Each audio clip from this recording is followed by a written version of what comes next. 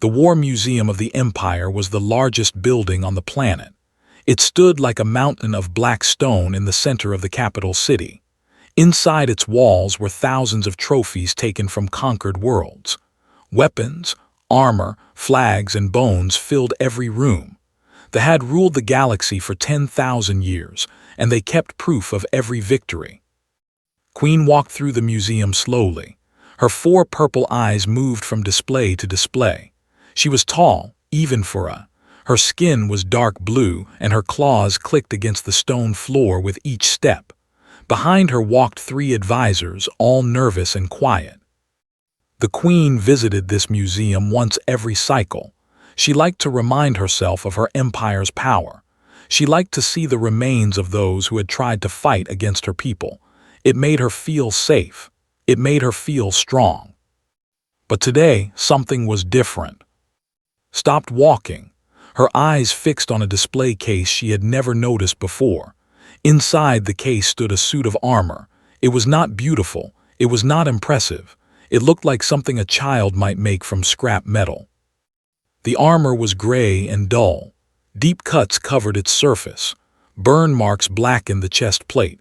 One arm piece was missing completely. The helmet had a crack running from the top to the bottom, so deep that could see the padding inside. She stepped closer. Her breath fogged the glass. "What is this?" she asked. Her advisors hurried forward. The oldest one, a male named, looked at the information card beside the display. His face went pale. "It is human armor, Your Majesty," he said quietly. His eyes narrowed. "Human, the young species from the Sol system." "Yes, Your Majesty." The Queen knew about humans. Everyone in the galaxy knew about them now. They had appeared on the galactic stage only 50 years ago. They were small, weak, and short-lived. They died after only 80 or 90 cycles. They had no claws, no venom, no natural weapons of any kind. Their bodies broke easily. Most empires ignored them. They had ignored them too. Why worry about creatures so fragile?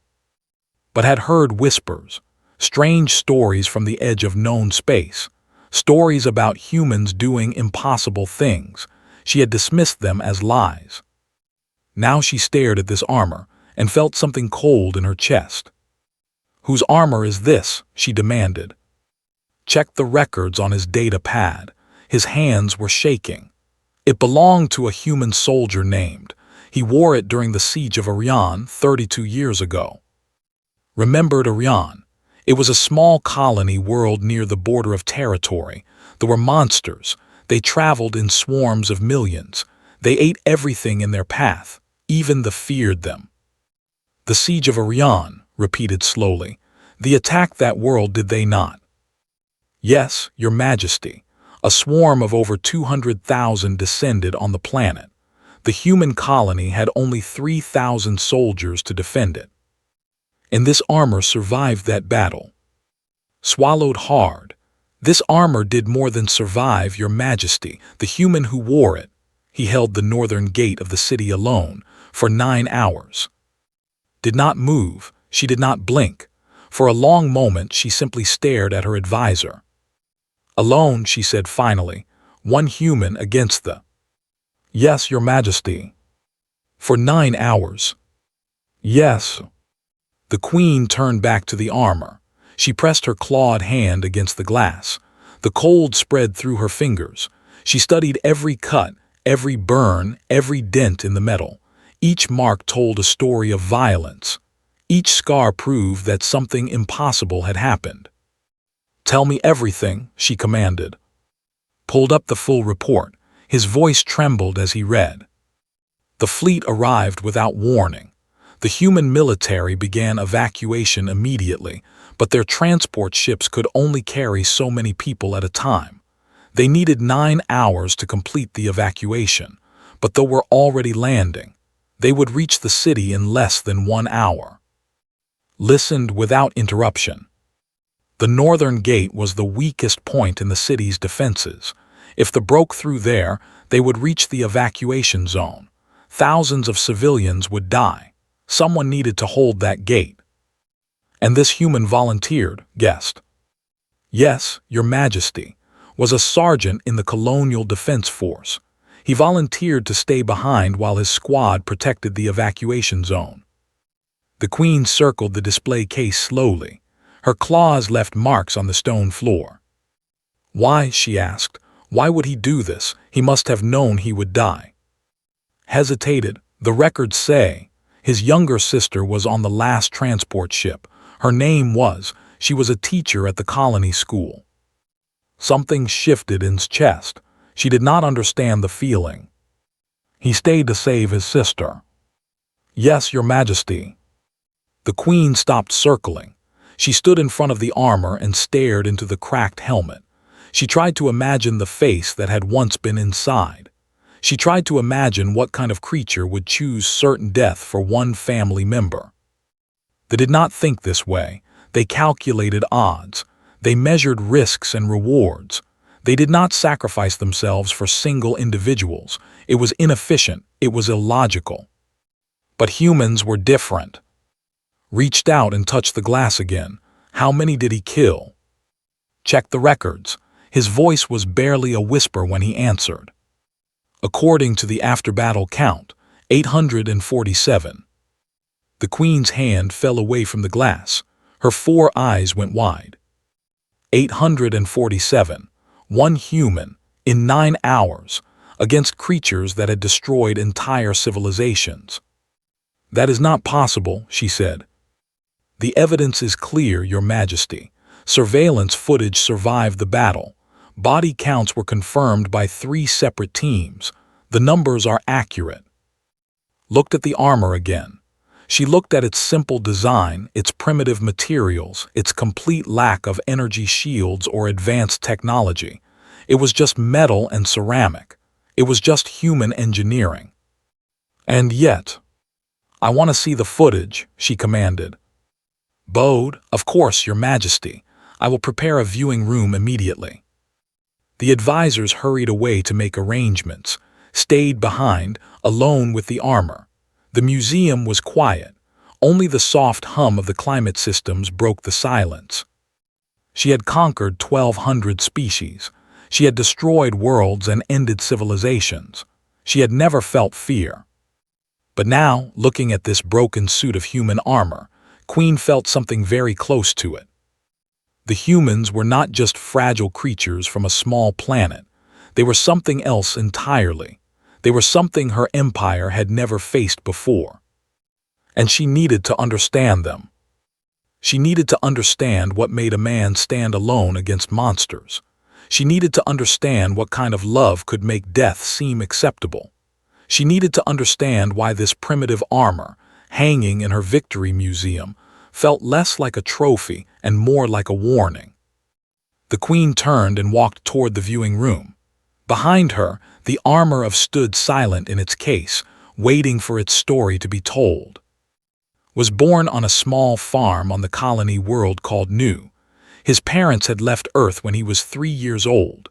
They wanted a new life, a fresh start on a world where the air was clean and the land was endless. The farm was not easy work. The soil on New was different from Earth soil. Crops did not grow the same way. His father worked from sunrise to sunset, trying to make things grow. His mother worked beside him, never complaining, never resting. Learned to work hard from them. He learned that nothing good came without struggle. He learned that family was the most important thing in the universe. His sister was born when was 7 years old. She was small and loud and cried through the night. Did not mind. He loved her from the first moment he saw her face. He promised himself that he would always protect her. As the years passed, grew tall and strong. He helped his father in the fields. He fixed machines when they broke. He built fences and dug wells and did everything the farm needed, but he always made time for her. He walked her to school every morning. He helped her with her homework every night. When other children were mean to her, he taught her how to stand up for herself. When she was sad, he told her jokes until she laughed. Grew up to be smart and kind. She became a teacher at the colony school just like she always wanted, was proud of her. He was proud that she had found her place in the world. Found his own place too. At 22 years old, he joined the Colonial Defense Force. The galaxy was a dangerous place, full of alien empires and unknown threats. Someone had to protect the colony. Someone had to keep the people safe. His training was hard. The instructors pushed the recruits until they could not stand. They ran for hours in the hot sun. They practiced fighting until their hands bled. They learned to shoot, to fight, to survive. Was not the best soldier in his class. He was not the fastest or the strongest, but he never gave up. He never stopped trying. His instructors respected him for that. He became a sergeant after 5 years of service. He led a small squad of 10 soldiers. They were good people, loyal and brave, treated them like family. Life on Nu was peaceful for many years. The colony grew larger. More people arrived from Earth. The farms produced more food. Children played in the streets without fear. Then the first warning came at midnight. Was sleeping in the barracks when the alarm started screaming. He jumped out of bed and grabbed his rifle. His squad was already running to their stations. The sky above the colony was full of ships, hundreds of them blocking out the stars. They were not like any ships had seen before. They looked like insects, black and sharp and horrible. Captain gathered all the soldiers in the command center. Her face was pale, but her voice was steady. "They have found us," she said. "A swarm of over 200,000 is landing on the planet. We have 3,000 soldiers to defend the colony." The room went silent. Everyone knew about They were the nightmare of the galaxy. They did not negotiate. They did not take prisoners. They only killed and ate and moved on to the next world. "We cannot win this fight," continued. "Our only chance is evacuation. Transport ships are on their way. They will arrive in waves over the next 9 hours. We need to hold the city until all civilians are evacuated." She pulled up a map of the city on the main screen. 4 gates led into the settlement. They would attack from all directions. "The northern gate is our weakest point," said. "The walls there are thin. If they break through, they will reach the evacuation zone in minutes. I need volunteers to hold that position." Looked at the map. He looked at the northern gate. He thought about. She lived near the evacuation zone. She would be helping with the children, keeping them calm, getting them onto the ships. He raised his hand. "I will hold the northern gate," he said. Looked at him. Her eyes were sad but understanding. "Sergeant, that position cannot be held by one man. I need a full squad there." "No," said firmly. "We need every soldier protecting the evacuation zone. I can hold the gate alone." The other soldiers started arguing. Some volunteered to go with him. Others said he was crazy.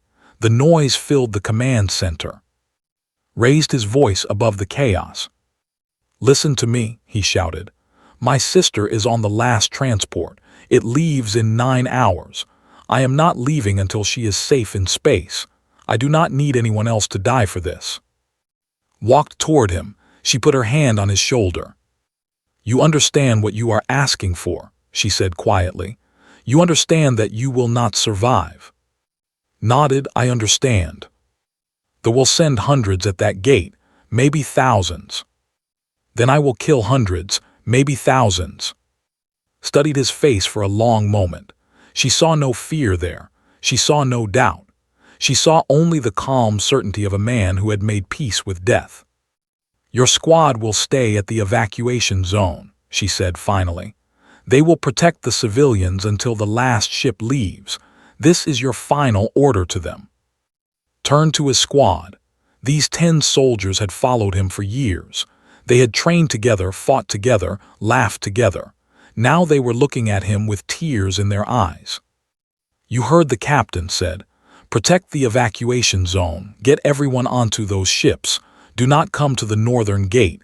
Do not try to save me. That is an order." His second in command, a young woman named, stepped forward.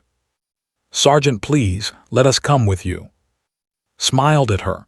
"You are a good soldier. You will be a great leader one day, but this fight is mine. My sister needs to live. That is all that matters." He walked to the weapons locker and began gathering supplies.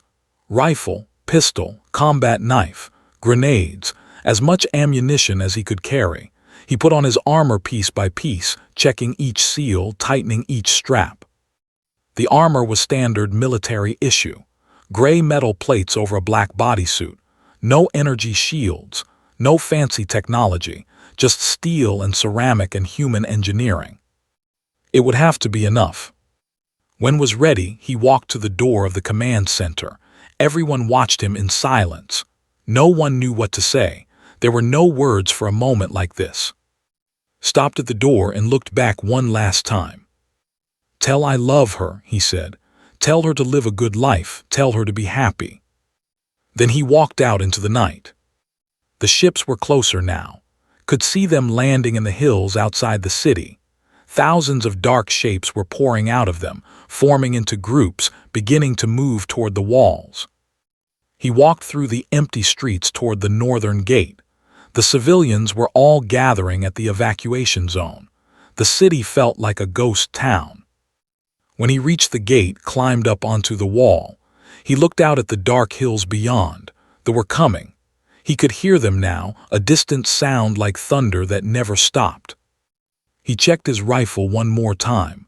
He said a quiet prayer. He thought about his parents, his sister, his squad. The first light of dawn appeared on the horizon. The first appeared with it. Raised his rifle and took aim. "Come on then," he whispered. "Let us see how many of you I can take with me." The first wave of came running across the open ground like a flood of darkness. They moved on 4 legs, their bodies low to the ground, their claws tearing up dirt and rock. Each one was the size of a large dog, covered in black armor plates that grew from their skin.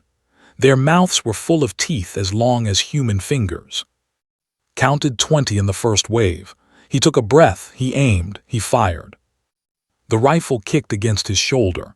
The first fell, its head exploding in a spray of green blood, shifted his aim, fired again. Another fell, and another. By the time the wave reached the gate, only 3 remained.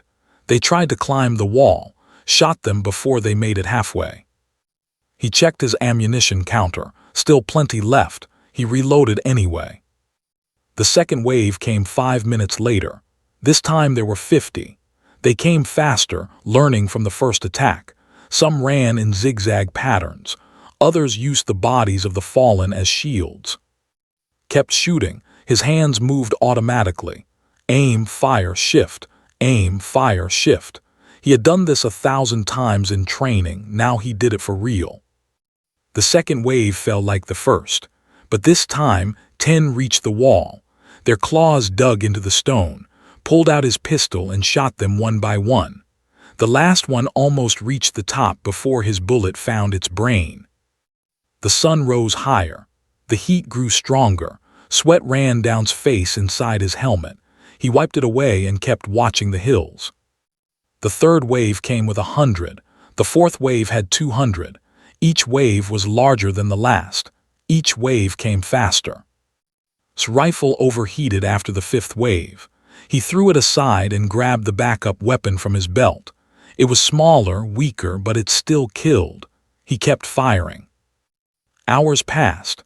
The sun moved across the sky. The ground in front of the gate became covered with bodies. The smell of blood and burned flesh filled the air. Tried not to breathe too deeply. His communication device crackled. Captain's voice came through, broken by static. "Sergeant, report. What is your status?" Ducked behind the wall to reload. "Still alive, still holding. How much longer?" 4 more hours until the last transport. The first 3 ships have already left. 4 more hours. Looked at his remaining ammunition. It would be close, very close. "Understood," he said. "Keep those transports moving." "Sergeant, we can see the northern gate on the surveillance feed. We can see what you are doing." Did not answer. "You have killed over 300, alone. The command staff cannot believe what they are seeing." Laughed though it hurt his chest. "Tell them to keep watching. I am just getting started." He ended the call and stood back up. Another wave was coming. The middle hours were the hardest. Lost track of how many waves he had fought. His backup weapon ran out of ammunition. He switched to grenades, throwing them into groups of and watching them scatter in explosions of fire and flesh. When the grenades were gone, he used his combat knife. They came over the wall now. Some of them made it to the top before could stop them. He fought them hand to hand, his knife cutting through their armor, his fists breaking their teeth. They bit him, clawed him, tried to drag him down. He killed them all. His armor was falling apart. The left arm piece was torn away completely during the 6th hour. 3 had grabbed it and pulled until the straps broke, had killed them with his bare hand while they were still holding the metal. Blood ran down his arm. Some of it was green blood. Some of it was his own red human blood. He did not stop to check which was which. The sun began to set. The sky turned orange and red, stood on the wall, surrounded by dead, waiting for the next wave. For a few minutes, nothing came. The silence was strange after so many hours of noise. Then saw something moving in the hills, something bigger than the others. A commander rose from the ground. It stood on 2 legs instead of 4. It was 3 meters tall, twice the height of a human. Its arms ended in blades instead of claws.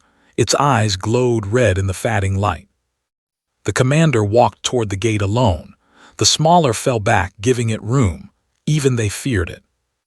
Gripped his broken knife. The blade was chipped and dull from hours of fighting.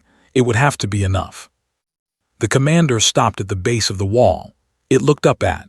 When it spoke, its voice came through a translator device on its chest. The words were cold and mechanical. "You are one human. You are dying. Your wounds are many. Your weapons are gone. Why do you not run?" Stared down at the monster. His body was shaking from exhaustion. His vision was blurring from blood loss. But his voice was steady when he answered. "My people are still evacuating, so I am still fighting." The commander tilted its head. "This is not logical. You cannot win. You will die here." "Probably," agreed. "But I will take as many of you with me as I can." "For what purpose? Your death serves nothing." He thought about her smile, her laugh, the way she always helped her students even when she was tired. He thought about the children on those transport ships, flying toward safety while he stood here bleeding. "You would not understand," he said. "You only know how to destroy. You do not know how to love." The commander did not respond. It simply raised its blade arm and charged. Jumped down from the wall to meet it. His knife met the commander's blade with a crash of metal. The force nearly broke his arm. He did not care. He kept fighting. They moved across the ground like dancers, trading blows, dodging strikes. The commander was stronger, faster, better armed, but refused to fall. Every time the monster knocked him down, he got back up. Every time its blade cut his flesh, he kept fighting. The smaller watched in silence. They had never seen anything like this. Their hive mind buzzed with confusion. How could this creature, so weak and broken, continue to resist? The commander's blade finally found his chest. It punched through his armor, through his ribs, and came out his back. Grabbed the blade with both hands to stop it from going deeper. "Now you die," the commander said. Smiled, blood dripped from his lips. "Yes," he whispered, "but so do you." He pulled himself forward along the blade, driving it deeper into his own body.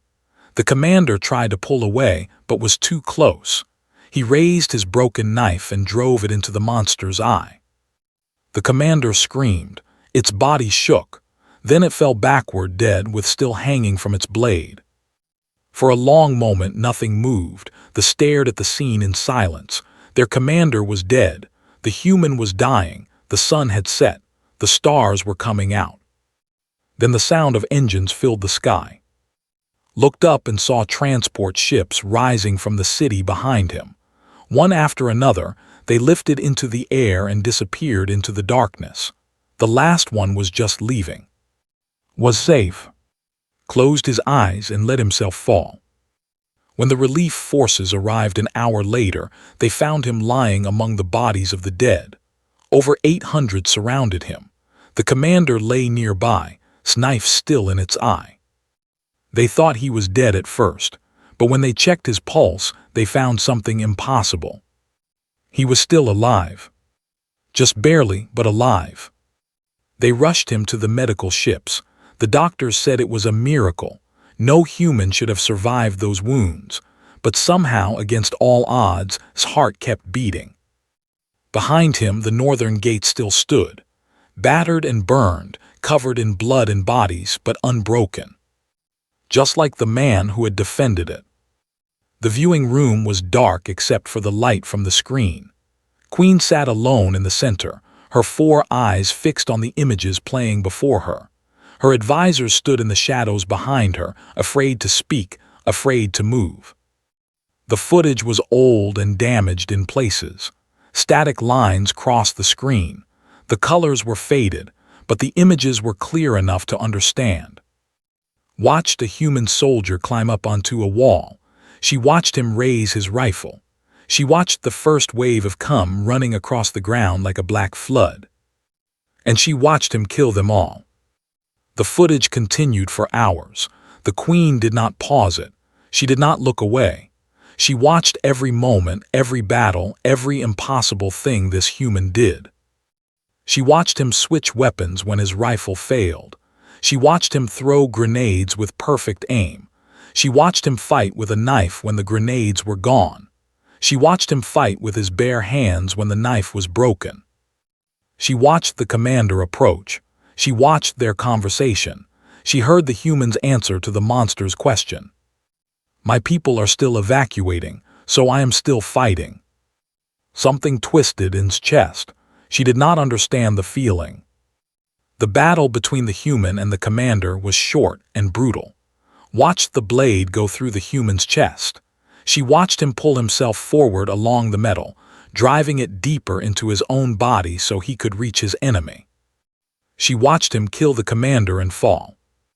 The screen went dark. The footage was over. For a long time, Queen did not speak. The silence in the viewing room was heavy enough to crush stone. Finally, she stood up. Her legs felt weak. Her hands were shaking. She had never felt this way before. He survived, she said quietly. It was not a question. Stepped forward from the shadows. Yes, Your Majesty, barely. He spent 2 years in recovery. The doctors had to rebuild most of his internal organs. And then he returned to Nu. He married a woman named Sara and had 3 children. He lived as a farmer like his parents before him. He died peacefully at the age of 81, surrounded by his family. Turned to face her advisors. Her purple eyes were wide and strange. He went back to farming, she repeated slowly. After all of that, he went back to farming. Yes, Your Majesty. The Queen walked to the wall and pressed her palm against the cold stone. She needed something solid to hold onto. Her mind was spinning with thoughts she could not organize.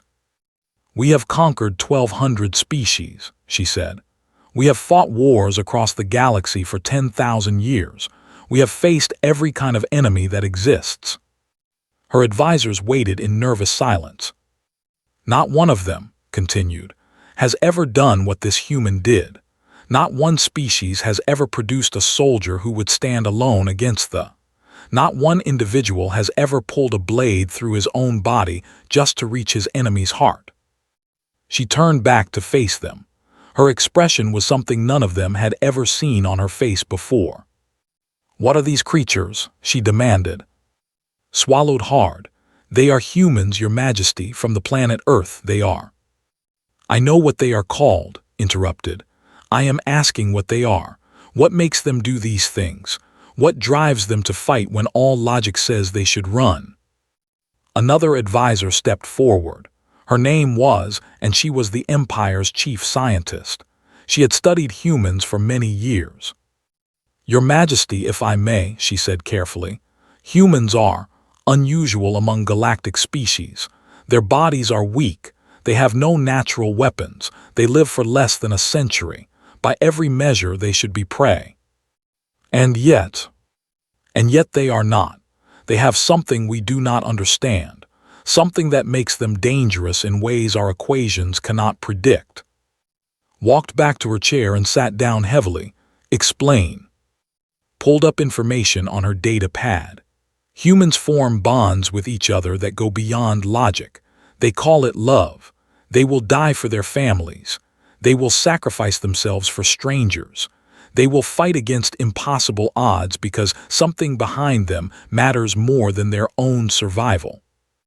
That is inefficient, said automatically. That is irrational. Yes, Your Majesty, it is, but it is also effective. The Queen thought about the footage she had just watched. She thought about the human's answer to the commander. She thought about the way he had looked at the stars as the transport ships flew overhead. He had not been afraid. He had been happy. He had been dying, bleeding, broken in every way a creature could be broken, and he had been happy because his sister was safe. Did not understand love. They did not experience it the same way humans did. They formed alliances and mating partnerships based on mutual benefit. They served the empire because it was logical. They fought because victory brought power. But humans fought for each other. They died for each other. They did things that made no sense because they cared about individuals more than they cared about themselves. It was terrifying. Our generals have advised caution regarding Earth, said slowly. I thought they were being cowards. I thought humans were too weak to matter. Shook her head.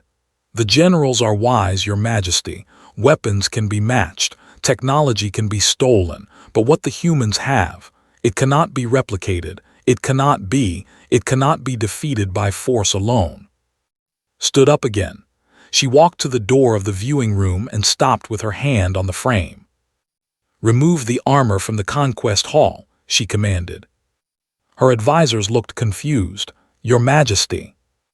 That armor does not belong there. It is not a trophy. It is not proof of our power. It is proof of theirs.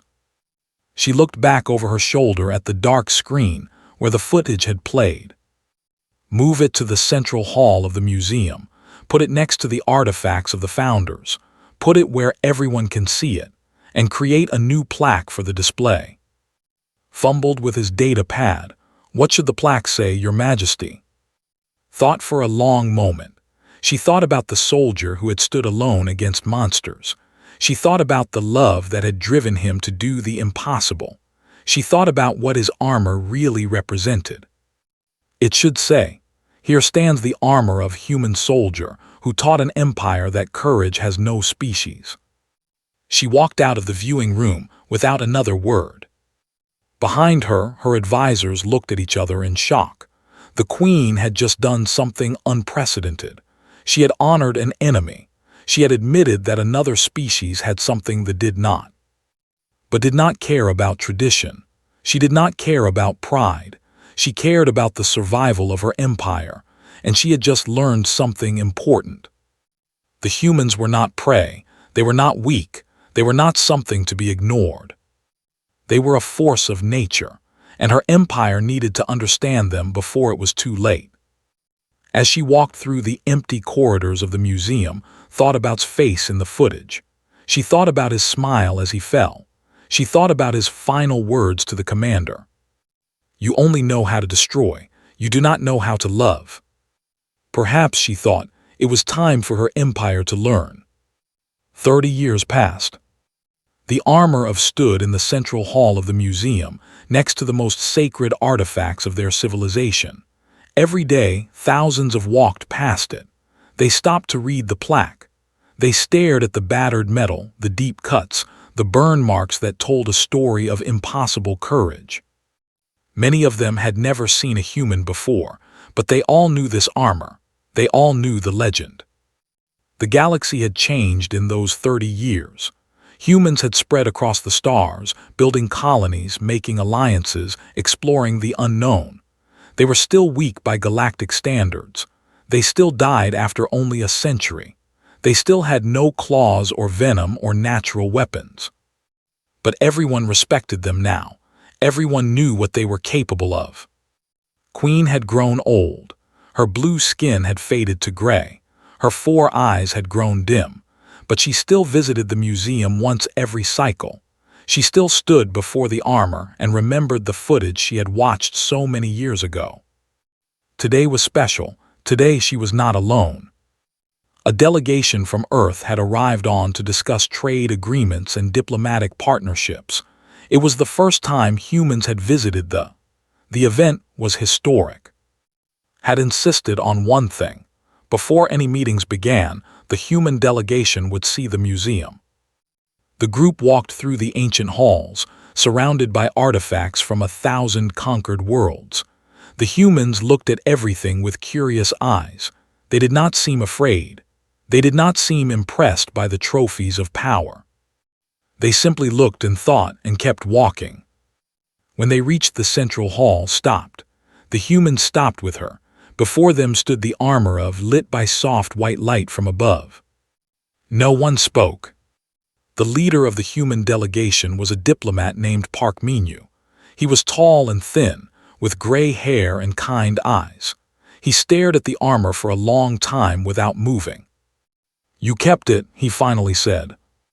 "We did," replied. "It is one of our most precious artifacts." Minyu stepped closer to the display case. He read the plaque slowly, his lips moving as he formed the words. "Here stands the armor of human soldier, who taught an empire that courage has no species." He looked at the queen with surprise in his eyes. "You wrote this?" "I did, 30 years ago, after I watched the footage of his battle." Minyu was quiet for a long moment. When he spoke again, his voice was thick with emotion. "My grandmother knew him. She grew up on Nu. She was one of the children on the last transport ship." Felt something shift in her chest, the same strange feeling she had experienced 30 years ago. "Then your grandmother owes him her life." "She does, we all do.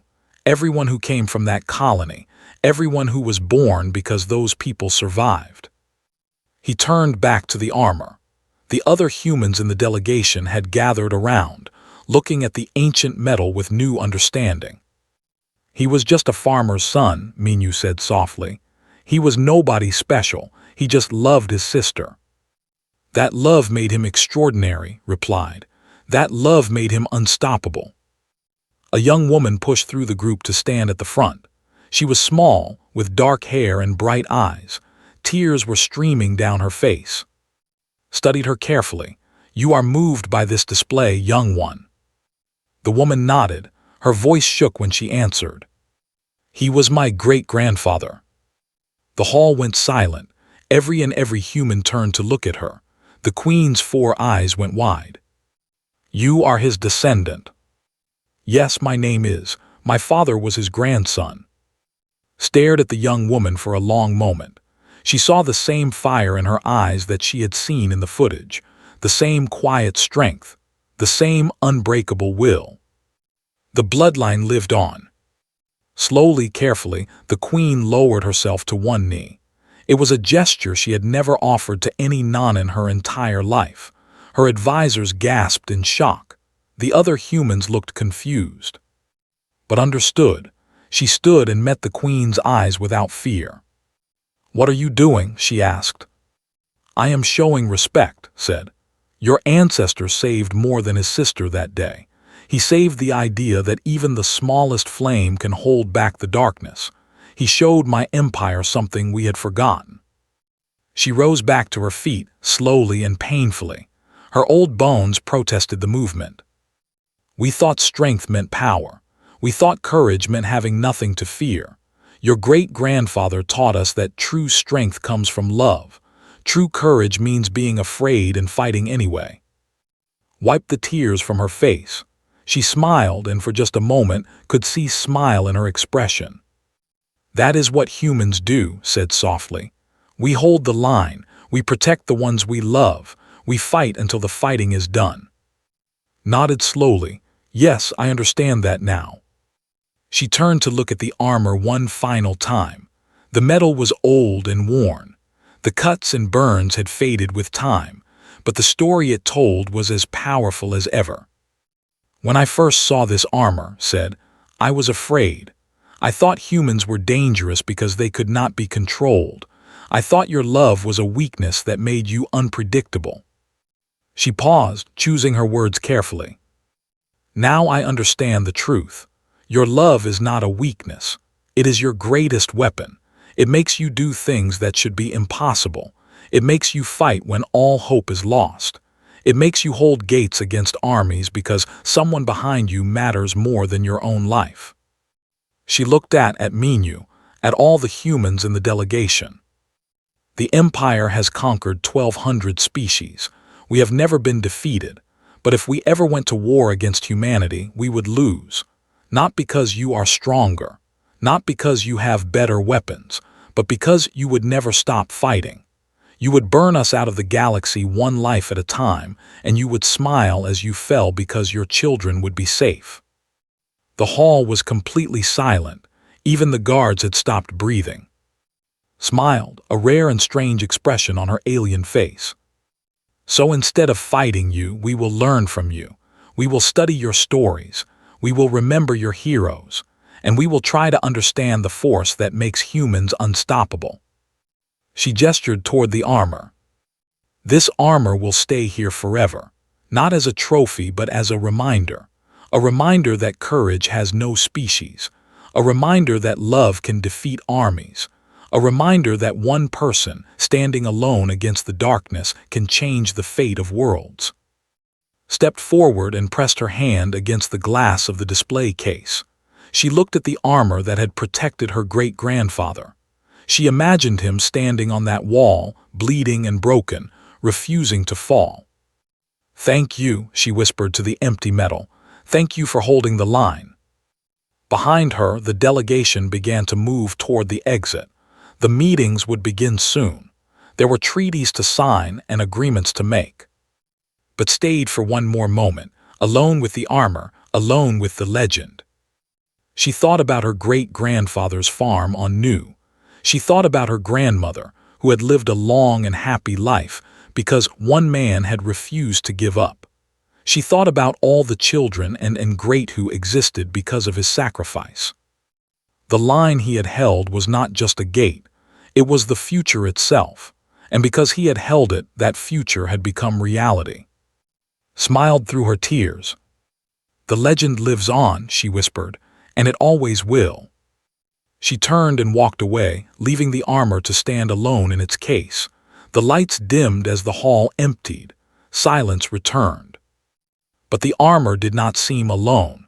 It seemed to be waiting for the next crisis, the next battle, the next moment when someone would need to remember that even one person could make a difference.